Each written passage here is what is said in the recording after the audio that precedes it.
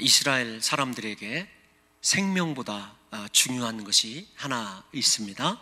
자신들이 하나님으로부터 선택받은 선민이라고 하는 선민 사상입니다. 그런데 사도 바울은 이 선민 사상을 이스라엘 백성들과 다르게 신앙적으로 해석을 하고 있습니다.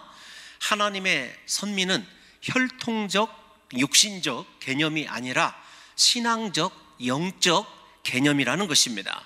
그러므로 혈통적 이스라엘이 선민이 아니라 예수 그리스도를 믿어서 구원받은 사람들이 하나님의 택한 선민이라는 것입니다.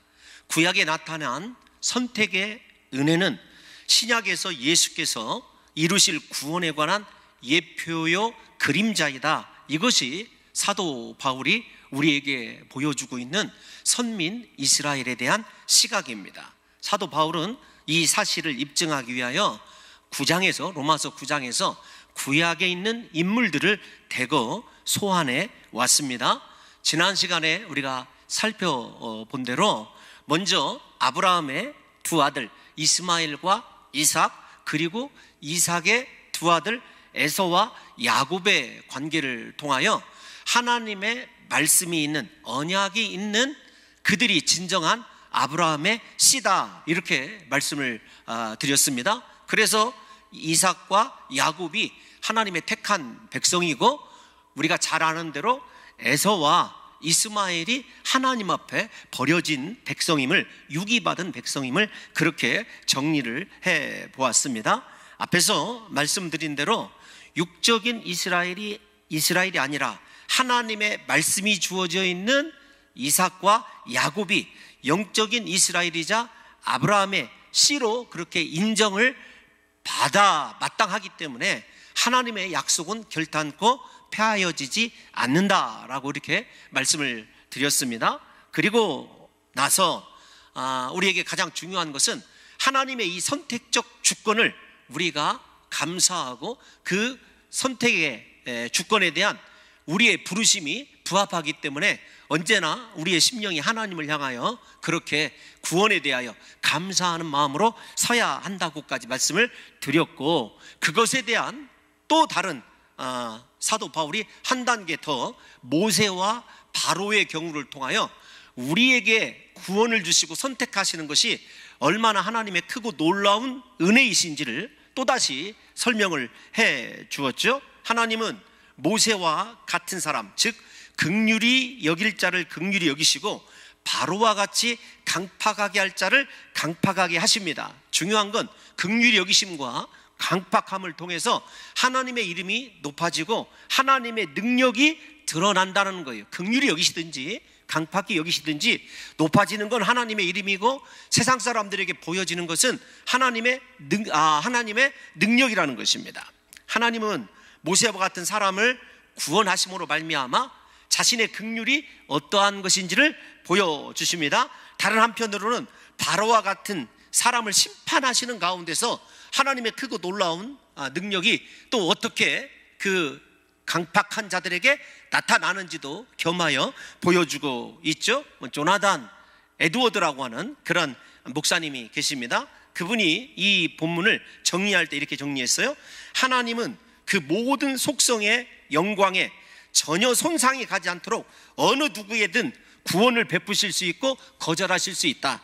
우리가 지금 살펴보고 있는 하나님의 구원과 버리심이 모두 다 하나님의 영광에 부합함을 우리가 믿음으로 나가야 된다라는 것입니다. 하나님께서 영광을 받으시기에 합당하신 대로 선택과 버림을 행하시는 것입니다. 구원을 베푸실 때에도 심판하실 때에도 하나님은 자신의 주권을 영화롭게 하시는 것입니다. 즉 바로의 경우처럼 하나님께서 버리시는 그 유기의 결정을 통하여서도 하나님의 이름은 높아진다는 것입니다. 지난주에 이 부분이 중요하기 때문에 이렇게 정리를 해드렸어요. 중요한 것은 성경 어디를 살펴보아도 하나님이 스스로 강팍하게 되지 않은 자를 먼저 강팍하게 하셨다는 본문은 나와 있지 않다, 이렇게 말씀드렸습니다. 하나님이 바로를 강팍하게 하신 것은 그를 바로 자신을 강팍한 상태에 내버려 두셨다라고 하는 말씀입니다. 즉 하나님께서 바로를 애굽의 왕의 자리에 높이신 것이 바로로 죄를 짓게 만드셨다는 것이 아닙니다. 바로는 그 스스로 죄를 지은 것입니다. 죄인이란 본래 하나님을 거스리고 죄란 본래 마음을 강팍하게 하는 것이므로 바로는 근본적으로 하나님을 거스리고 그 자신의 마음을 스스로 강팍하게 한 것입니다. 하나님은 이러한 바로를 악하고 강팍한 마음 그대로 두셨는데 이 또한 하나님의 절대적 주권이라는 것입니다. 그러므로 하나님은 절대로 불의하지 않다. 여기까지 여러분 로마서 9장을 그렇게 정리해 드렸습니다. 오늘은 사도 바울의 세 번째 질문이에요. 어떤 질문이냐면 로마서 9장에 4번의 질문이 있다고 말씀드렸지 않습니까? 오늘은 하나님이 어찌하여 허물하시느냐, 누가 그 뜻을 대적하시느냐, 이 세 번째 질문을 저와 여러분들이 살펴보게 될 것인데, 이 질문의 본질은 하나님께서 긍휼히 여길 자를 긍휼히 여기고 강팍하게 할 자를 강팍하게 여기시는 하나님의 주권에 의한 이 절대적 선택이 과연 불공정한가, 구원에 대한 공정성을 우리 사도 바울이 이 말씀을 통해서 우리에게 들려주고 있다는 것입니다. 사도 바울은 먼저 하나님의 공의로움, 정의로움을 설명하시기 위하여 비유를 드러내는데, 우리가 잘 아는 토기장이의 비유입니다. 우리 본문 다 같이 20절과 21절을 한번 다시 읽도록 하겠습니다. 시작. 이 사람아, 내가 누구이긴데 감히 하나님께 반문하느냐? 지음을 받은 물건이 지은 자에게 어찌 나를 이같이 만들었느냐 말하겠느냐? 토기장이가 진흙 한 덩이는 하나는 귀 쓸 그릇을, 하나는 천이 쓸 그릇을 만들 권한이 없느냐라고 하는 것입니다. 여러분, 먼저 이 말씀을 우리가 잘 알고 있습니다. 토기장이는 하나님이시고 진흙은, 그리고 그 진흙으로 빚어진 그릇이 우리라는 것이죠. 그래서 토기장이신 하나님과 그릇인 우리를 어떻게 관계 규정할 것이냐라고 하는 것을 통해서 하나님은 언제나 공정하신 정의로우신 구원을 우리에게 베풀고 있다라는 것을 사도 바울이 증명하고 있는 거예요. 우리가 잘 아는 대로 토기장이는 자기가 원하는 대로 자신의 필요에 따라 진흙으로 각종 그릇을 만들 수 있는 권리가 있습니다. 진흙은 토기장이가 만드는 대로 만들어질 뿐입니다. 그러므로 진흙이 토기장이에게 대적할 수 없다는 것이 당연한 우리가 알고 있는 상식 아니겠습니까? 이 부분에 대해서 이렇게 이야기한 분이 있습니다. 자신의 기뻐하심을 따라 모든 피조물을 마음대로 처분하실 절대적이고 독립적인 하나님의 권리, 이렇게 말씀을 드렸어요. 우리가 예술가들이 자신의 영감을 따라서 예술 작품을 다시 말씀을 드립니다, 영감을 따라서 마음껏 제작하듯이 하나님께서 그분의 능력과 그분의 전능성을 가지고 우리를 하나님의 마음대로 창조하실 권리가 하나님에게 있다라는 것을 인정하셔야 됩니다. 여러분, 이 사도 바울이 앞에서 말씀드린 대로 이 하나님의 절대적 선택과 유기에 대한 권한을 설명하기 위해서 구약을 많이 이용하고 있지 않습니까? 인용해요. 그런데 이 토기장이 비유도 우리가 잘 아는 선지서의 대표적인 인용이라는 것을 이해하셔야 됩니다. 먼저 사도 바울이 의식하고 있을 본문이 약 3개 정도 되는데 다 선지서에 있는 말씀이에요. 그러니까 모세오경을 뛰어넘어 이제는 선지서에 있는 말씀을 사도 바울이 인용하고 있는 것입니다. 먼저는 우리가 잘 아는 말씀이에요. 예레미야 18장 4절 말씀 다 같이 한번 읽어보겠습니다. 시작. 진흙으로 만든 그릇이 토기장이의 손에서 터짐에 그가 그것으로 자기 의견에 좋은 대로 다른 그릇을 만들더라. 아멘. 자기 의견에 좋은 대로 하나님의 선하신 뜻대로 다른 그릇을 얼마든지 토기장이신 하나님에게는 그 권한이 있다라는 것입니다. 사랑하는 성도 여러분, 지금 우리에게 이 토기장이 비유를 통해서 강조되고 있는 것은 하나님의 창조의 주권입니다. 섭리의 주권이에요. 여러분, 이 하나님의 주권을 인정하는 것이 얼마나 중요한지를 생각하셔야 됩니다. 제가 약 25년 전에 이천에 있는 가마터를 한번 방문한 적이 있었습니다. 가마터를 방문을 했는데 이 그릇을 만들고 또 이 그릇을 선별하는 이 과정이 하루아침에 되는 것이 아니더라고요. 이 그릇을 만들어서 유약을 한번 발라서 다시 굽고, 또 그것을 또 다시 꺼내서 다시 칠하고 또 굽고, 그 가마가 또 자연적으로 식어야 되는데 사흘에서 일주일 정도 걸리더라고요. 그런데 제가 깜짝 놀란 게 무엇이냐면, 제 눈에 보기에는 정말로 괜찮은 백자 같은데 그 도공께서 하나도 남김없이 다 이렇게 올리고 이렇게 햇빛을 향하여, 제가 그분의 이 모습을 분명하게 기억하거든요. 햇빛을 향하여 이렇게 비춰보고는 여지없이 작은 손망치로 다 깨트리는 거예요. 그러면서 하시는 말씀이, 이번에는 하나도 건진 것이 없네였습니다. 제가 보기에는 전부 다 좋은 그릇이에요. 깨트리지 않고 저를 주었으면 좋겠다는 생각이 정말 사실은 간절했습니다. 근데 그분은 다 깨트리더라고요. 여러분 생각해 보십시오. 자기가 애써서 만든 그 그릇을 자신의 눈앞에, 자신의 눈높이에 자기가 원하는 대로 만들어지지 않으니까 사람 도공은 다 깨트리더라고요. 여러분, 이 본문을 이스라엘 백성들도 원래 굽는 토기를 쓰기 때문에 이 토기장이 비유를 잘 압니다. 내가 지금 현재 토기장이의 눈높이에 맞은 그릇이냐 아니냐라고 하는 것까지 이 본문을 던져다 주면 모든 유대인들이 다 깨달아 알 수 있는 거거든요. 이 시각을 통해서 저와 여러분들이 한 가지 분명히 짚고 넘어가셔야 될 것이 있습니다. 어떤 것이냐면, 바로 하나님의 그릇을 만드는 주권과 그 다음에 그 그릇을 판단하는 것이 절대 인간적인 그릇에게서 나오는 것이 아니라 우리를 창조하신 하나님의 입장에서 그릇이 정말로 좋은 그릇이냐, 귀한 그릇이냐, 천한 그릇이냐. 물론 귀한 그릇, 천한 그릇을 그렇게 정해놓고 만드시지만 하나님께서 판단하실 수밖에 없다라는 것을 우리가 인정해야 되는 겁니다. 좀 더 적용을 해서 말씀드리면, 우리가 하나님께서 만드신 그릇이라고 한다면 나는 하나님의 목적에 합당한, 하나님의 눈높이에 알맞은 그릇인지를 우리가 생각을 하여야 되지, 왜 나를 이렇게 만들었느냐, 혹은 왜 이런 식으로 창조하였느냐, 반문해서는, 원망해서는 안 된다는 것입니다. 이 다음 부분을 읽어보면 우리가 분명히 더 이 사실을 알 수 있는데, 이사야 29장 16절입니다. 다 같이 한번 길지만 읽어보겠습니다. 시작. 너희의 패역함이 심하도다. 토기장이를 어찌 진흙같이 여기겠느냐. 지음을 받은 물건이 어찌 자기를 지은 이에게 대하여 이르기를 그가 나를 짓지 아니하였다 하겠으며, 빚음을 받은 물건이 자기를 빚은 이에게 대하여 이르기를 그가 총명이 없다 하겠느냐. 여러분, 저렇게 원망하고 불평해서는 안 된다는 것입니다.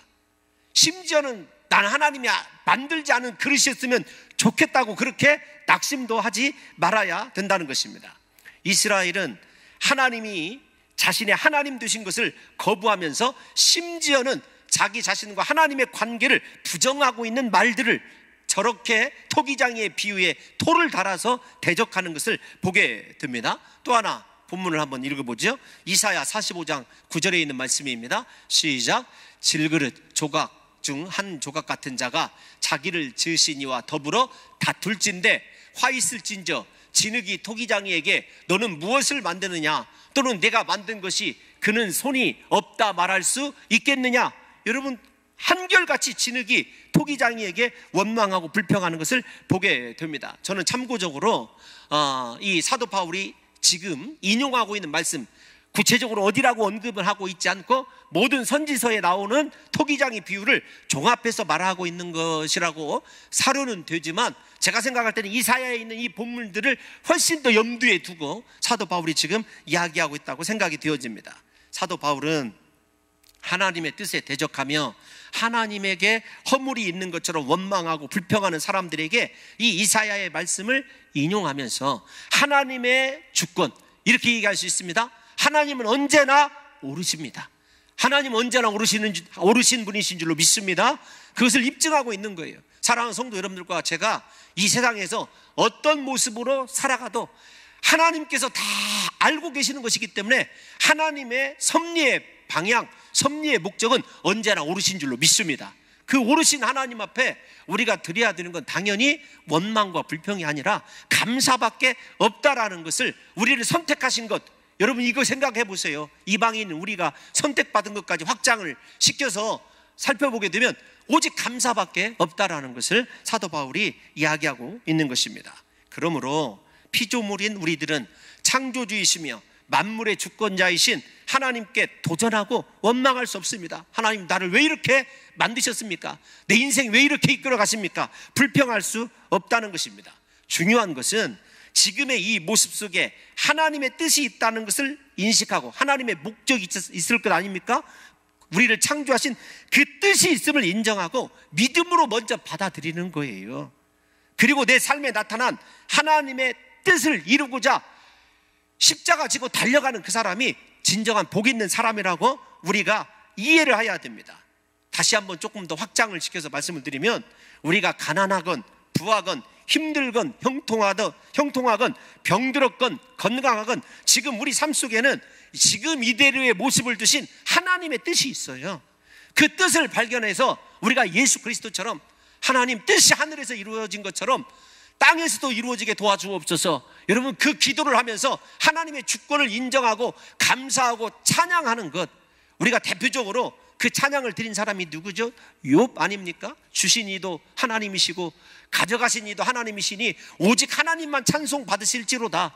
우리의 마음속에 이런 하나님에 대한 절대 주권의 인정에 대한 감사가 있어야 된다는 거죠. 물론 이 말씀은 우리를 구원하신 하나님의 은혜에 대해서 당연히 감사해야 되는 것이 전제되어 있는 것은 너무도 당연한 것이죠. 사랑하는 성도 여러분, 하나님의 뜻과 목적을 알아가도록 날마다 긍휼과 은총을 구하며 하나님의 주권을 찬송하고 그 하나님의 주권 앞에 겸손히 엎드리는 그 사람이 진정한 하나님의 택한 백성이다, 선민이다 라고 하는 것을 사도 바울이 우리에게 은연중 비춰주고 있는 거죠. 왜냐하면 유대인들은 혈통을 가지고 나는 구원받은 백성이다라고 스스로 교만하고 하나님의 말씀을 버린 자들의 삶과 나 같은 죄인을 구원하신 하나님, 지금 힘들고 고통스러워도 내 삶을 이끄시고 계신 하나님의 뜻이 있음을 바라보면서 그 뜻 아래에서 겸손하게 감사하는 신앙의 차이가 확연하게, 여러분, 우리가 로마서 9장을 보게 되면 드러나게 된다는 것입니다. 그러므로 인생이 할 일은 오직 우리의 창조주이신 하나님 앞에 두 가지 태도를 취해야 된다고 생각했어요. 구약의 인물을 제가 또 끌어들였는데, 하나는 모세와 같은 신앙을 가져야 됩니다. 하나님의 부르심 앞에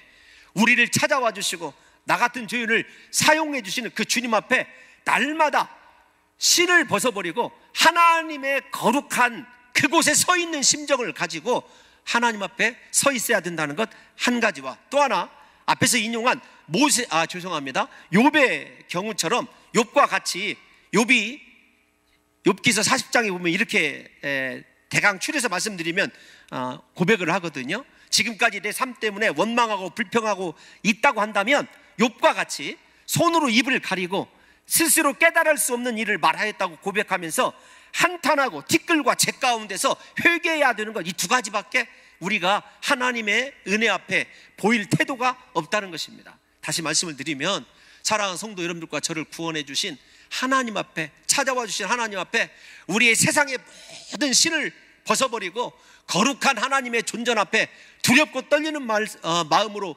서 있든지, 아니면 욥처럼 내가 지금까지 신앙생활 잘하고 하나님을 안다고 생각했는데 그러지 못했습니다, 나는 티끌과 같은 존재입니다, 하나님 내가 회개해야 됩니다, 욥과 같이 엎드리는 것, 이 두 가지가 진정한 하나님의 그릇다운, 하나님이 창조하신 그릇다운 삶의 태도라는 것을 이해하셔야 한다는 것입니다.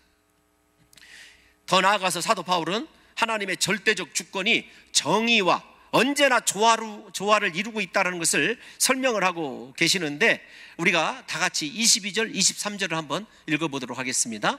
시작. 만일 하나님이 그의 진노를 보이시고 그의 능력을 알게 하고자 하사 멸하기로 준비된 진노의 그릇을 오래 참으심으로 관용하시고, 또한 영광 받기로 예비하신 바 긍휼의 그릇에 대하여 그 영광의 풍성함을 알게 하고자 하셨을지라도 무슨 말을 하리요? 아멘. 22절과 23절을 이끌어가는 단어는 알게 하다라고 하는 단어예요. 근데 무엇을 알게 하느냐? 여러분 다시 22절을 한번 띄워놔 주시면, 22절에 만일 하나님이 그의 진노를 보이시고 그의 능력을 알게 하고자 하여서 멸하기로 준비된 진노의 그릇을 오래 참음으로 관용하셨다. 이거 지난 시간에 애굽의 바로의 예를 말씀을 드렸어요. 적어도 하나님께서 바로에게 진짜 회개할 기회를 10번 이상 주셨다는 것이죠. 여러분, 중요한 것이 어떤 것이냐면 하나님이 그분에게 속한 진노와 자비의 완벽하게 조화를 이루며 행하고 있다라는 것을 관용과 영광의 풍성함을 알게 하는 이 두 가지의 하나님의 성품을 통해서 우리에게 보여주고 있다는 것입니다. 왜냐하면 좀 자세히 설명을 드리면 이런 것입니다. 첫째로, 하나님은 멸하시기로 준비된 그릇에 대하여 즉시 진노를 내리는 대신에 오래 참음으로 관용하십니다. 제가 여러분들에게 가끔 새벽에 이렇게 말씀드리지 않습니까? 제 짧은 인생을 돌아보면 하나님이 맨 처음에는요, 말씀으로 인격적으로 권면하십니다. 그래도 안 들면 회초리, 그래도 안 들면 조금 더 커져서 몽둥이, 그러다가는 정말로 감당할 수 없는 엄청난 두려움에 사로잡히게 하시거든요. 그것이 하나님의 사실은 오래 참음이에요. 근데 우리는 지금 하나님 앞에 내가 임하고 있는 환난과 핍박을 바라보면서 하나님 너무하십니다 그렇게 생각하는데 그 단면만 보기 때문에 그래요. 사실은 거기까지 오는 동안에 인생을 자세히 들여다보면 하나님이 그 한 번만 그렇게 우리를 강하고 혹독하게 지금 시험하시거나 연단하시는 것이 아니라는 사실을, 책망하시는 것이 아니라는 사실을 알 수가 있어요. 지금 여러분 견디기 힘든 아픔과 상처, 고난이 있습니까? 사실은 과거를 살펴보면 그거보다는 약했던 일들이 쌓여져 지금 오늘의 그 사실이, 지금 오늘에 당하고 있는 고난이 있다는 것을 분명하게 그렇게 볼 수 있다는 것입니다. 왜냐하면 하나님께서는 진노의 시간이 지체도록 참으시는 것이 무엇 때문에 그러냐면 우리가 회개할 수 있도록 하기 위해서 그래요. 하나님께서 왜 여기까지 인도하시느냐, 우리에게 왜 이런 바로와 같은 시험과 환난을 주시느냐라면 딱 한 가지 때문에 그런다니까요. 왜 오래 참으시냐면 그분의 관용이 우리에게 철저히 회개하도록, 돌이키도록 하나님께서 진노 가운데서도 긍휼을 베푸시는 행위가 오래 참음이에요. 사도 베드로가 오래 참음에 대해서 이렇게 얘기했죠. 베드로후서 3장 9절을 한번 읽어보겠습니다. 시작.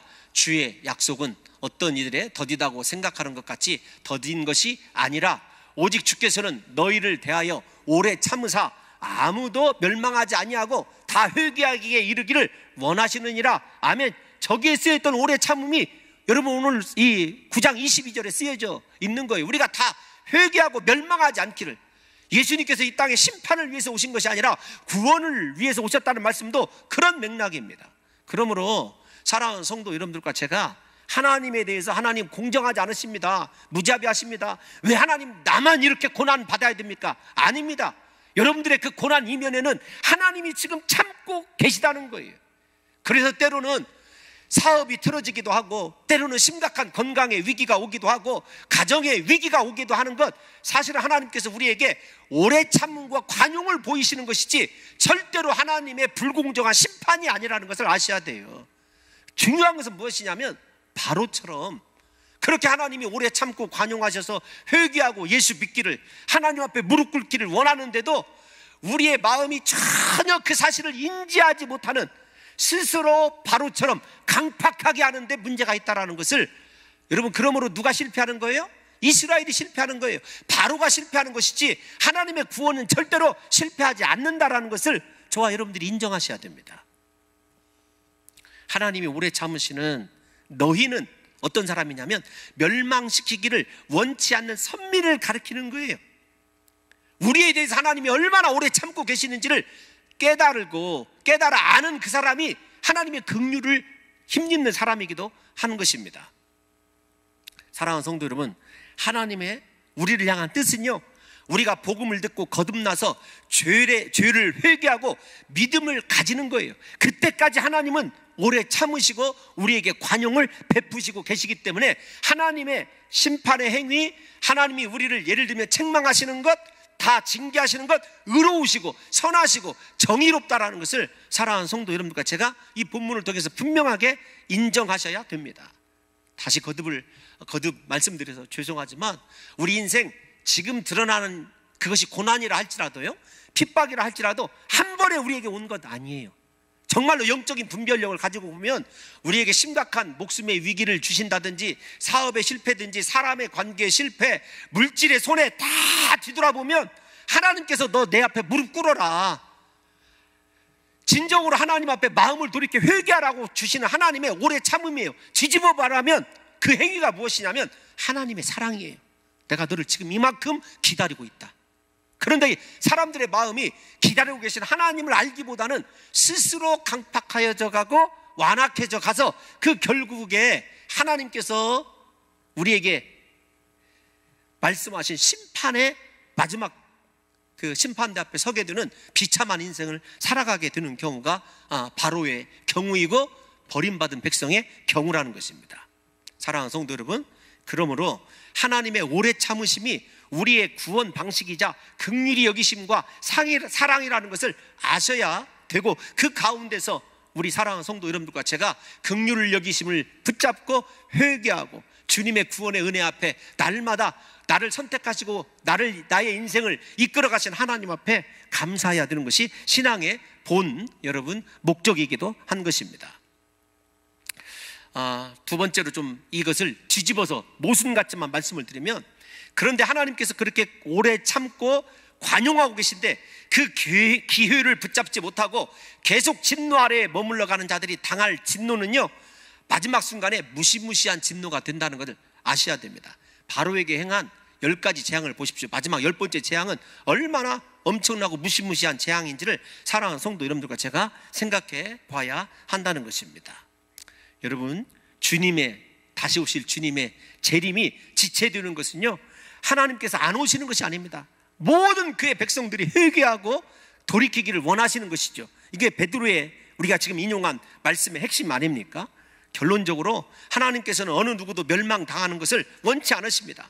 다만 인간이 그들 스스로 하나님께 대하여 돌이키지 아니하고 지속적으로 악에 거하면서도 하나님은 불공정하시다, 하나님은 선택받은 자와 버림받은 자를 정해놨다, 그렇게 항변하는 것 뿐이라는 것이죠. 두 번째, 바울은 영광을 받기로, 23절 한번 띄워놔 주십시오. 이번엔 또 알기로예요. 아는 것이 어떤 것이냐. 시작. 또한 영광 받기로 예비하신 바 긍휼의 그릇에 대하여 그 영광의 풍성함을 알게 하고자 하셨을지라도. 무슨 말을 하리요? 굉장히 은혜스러운 말씀이거든요. 생각해 보십시오. 하나님의 영광을 받기로 예비하신 그릇이, 그분의 긍휼의 풍성함이, 영광의 풍성함이 어떤 것인지를 알아가는 것을 생각해 보세요. 하나님의 긍휼함을 힘입는 자들은 앞으로 오래 참음과 관용이 아니라 더욱더 하나님의 영광의 풍성함을 깨달아가고 알아가고 쌓아가는 것을 얘기합니다. 인생을 두 가지로 설명할 수 있어요. 하나님으로 하여금 참게 만드는 인생이 있고, 하나님께서 영광을 계속 보여주면서 영광을 알아가는 지혜와 하나님의 영광이 풍성하게 쌓여져가는 인생, 두 가지더라고요. 제가 로마서 9장을 준비하면서, 야, 인생은 두 가지다. 사랑하는 홍 목사야, 너는 어떤 쪽에 속해 있느냐? 하나님의 오래 참음과 관용을 쌓아가는 인생이냐? 너 하나님의 영광을 더 알아가면서 그 영광의 풍성함이 어떤 것인지를 보여주는 하나님의 긍휼이 끊임없이 공급되는 인생을 살아가고 있느냐? 딱 두 가지밖에 없더라고요. 이 본문이 왜 중요하냐면 23절이 우리에게 예수 그리스도의 십자가를 놓고 두 편밖에 없어요. 하나는 하나님의 영광을 알기 때문에 인생이 오직 먹든지 마시든지 무엇을 하든지 다 하나님의 영광을 위하여 살아가는 사람이에요. 여러분, 영광이란 말이 얼마나 로마서에서 중요한 말인지를 한번 생각해 보세요. 우리가 정말로 그 영광에 이르는 삶을 살아가고 있는가?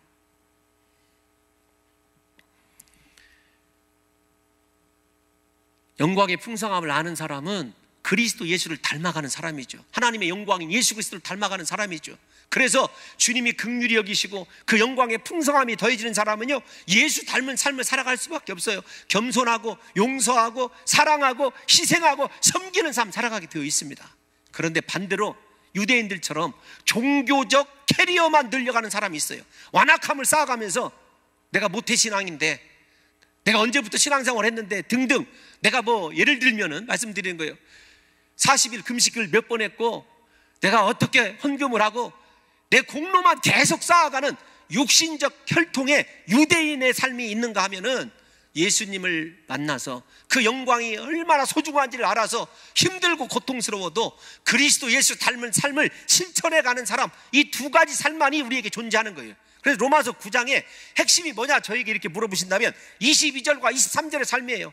하나님의 긍휼과 오래 참음, 그것 여러분 반대로 딱 나뉘어져 가지고 하나님이 나에 대해서 그냥 참고 무던히 기다리시면서 채찍의 크기를 크게 해가는 인생인가, 나는 작은 데서부터 구원받았지만 하나님의 영광이 보이고 그 영광이 너무도 아름답기 때문에 힘들고 고통스러워도 예수님의 십자가만 붙들고 그리스도께서 원하시는 영광의 그 길을 걸어가고 있는가.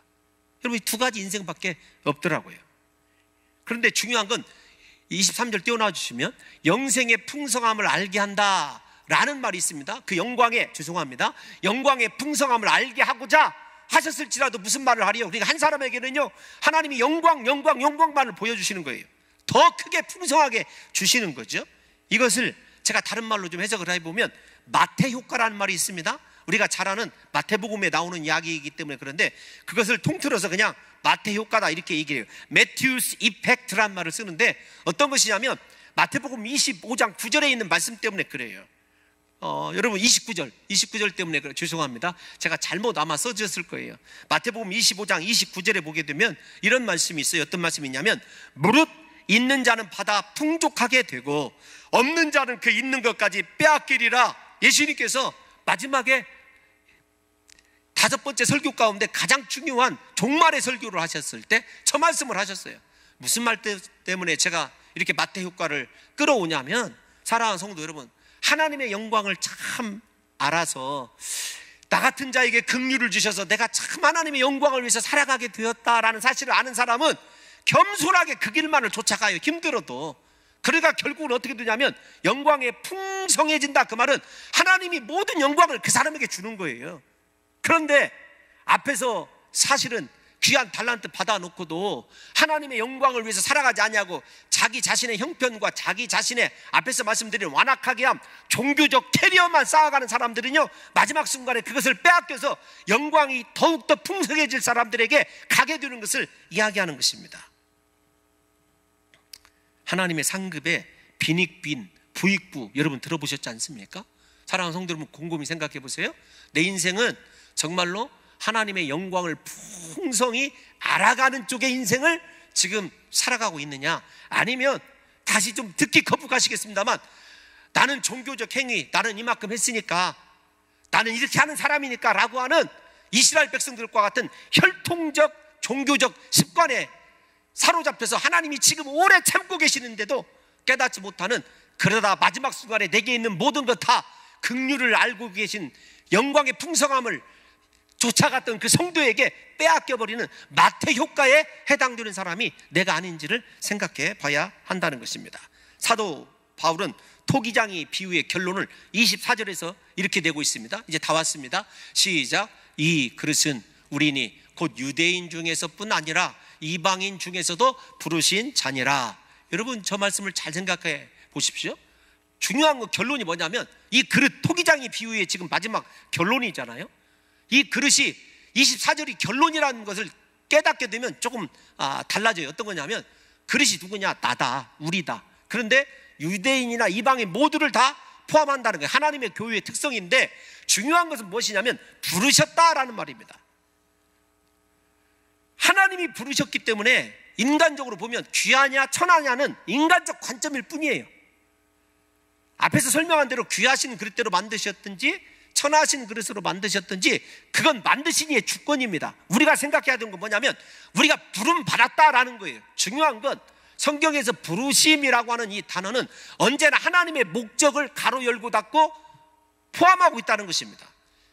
내가 아무리 천한 존재여도 하나님의 목적이 있는 사람이에요. 하나님의 뜻이 있는 사람입니다. 우리가 그렇게 중요한 존재예요. 그래서 토기장의 비유의 결론은 부르심으로써 하나님의 목적이 있는 존재이기 때문에 우리가 얼마나 하나님의 은혜 아래서 선택받은 존귀한 자라는 사실을 깨닫게 되는 것이거든요.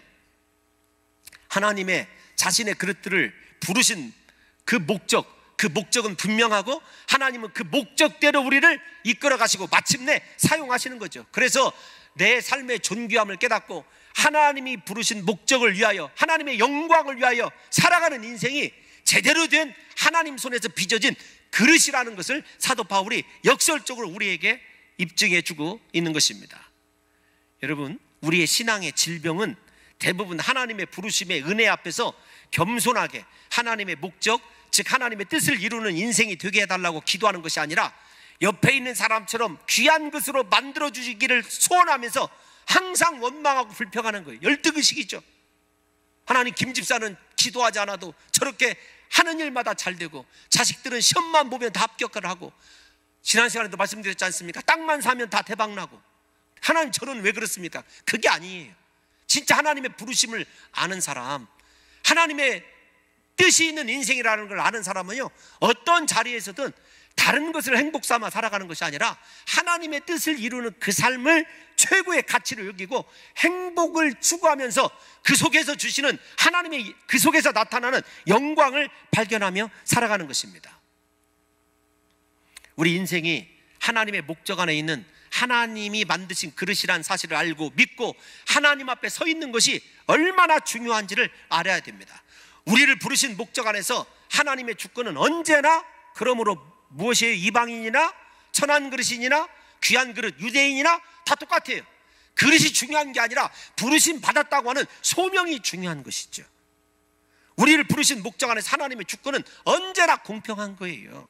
우리가 잘 아는 뇌성마비 환자인 송명희 시인께서 부른 나라고 하는 찬양 있지 않습니까? 나 가진 재물 없으나, 나 남이 가진 지식 없으나, 나 남에게 있는 건강 있지 않으나, 나 남이 없는 것 있으니, 나 남이 못 본 것을 보았고, 나 남이 듣지 못한 음성 들었고, 나 남이 받지 못한 사랑받았고, 나 남이 모르는 것 깨달았네.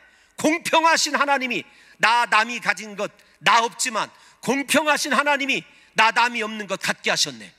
여러분, 우리의 부르심 안에서 하나님 뜻 안에서 우리 인생을 바라보게 되면, 그러므로 다른 사람을 바라보면서 원망하고 불평하고 열등의식에 사로잡혀 있는 것이 아니라 나 같은 죄인을 불러주셔서 하나님의 영광스러운 목적을 위하여 내 인생을 섭리하시고 이끌어 가시는 공평하신 하나님의 은혜를 발견하게 되고 그 은혜 앞에서 감사하고 감격하게 된다는 것입니다. 사랑하는 성도 여러분, 오늘 말씀을 통해서 저는 여러분들에게 묻고 싶습니다. 토기장이신 하나님께서 저를 이 모습대로 만드시고 여러분들의 삶 가운데 이렇게 두신 이유 두 가지가 다 사실은 작용하죠. 어느 면에서는 오래 참고 관용하시면서 우리가 회개하고 하나님 앞에 돌이키기를 하나님이 그토록 원하시기 때문에 징계도 하시고 책망도 하십니다. 반면에 우리로 하여금 하나님이 원하시는 것은요, 우리의 삶의 처지와 환경에 상관없이 나를 부르신 하나님의 그 은혜에 감격하고 감사하면서 내 인생이 하나님의 영광의 풍성함이 드러나는, 내 삶을 통해서 오직 하나님의 영광만을 추구하는 인생을 살아가도록 주님이 긍휼을 더해주시는 그런 인생이냐라고 하는 것에, 사랑하는 성도 여러분과 제가 이 시간에 고민하면서 부디 한번 곰곰이 생각을 해보십시오. 내 인생은 지금 어디를 향하여 가고 있는가?